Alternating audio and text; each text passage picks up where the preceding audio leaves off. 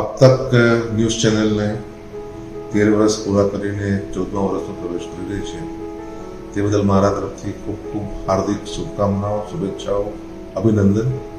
આપની ચેનલ ઉત્તરોત્તર પ્રગતિ કરે, લોકોની જે સાચા અર્થમાં પત્રકારત્વની બાબતમાં સાચા સમાચાર યોગ્ય રીતે પ્રકાશિત થાય અને સમાજમાં અને લોકશાહીને મજબૂત કરવા માટે આપની ચેનલ કામ કરે, એ મારી હાર્દિક આપ સૌને શુભેચ્છાઓ.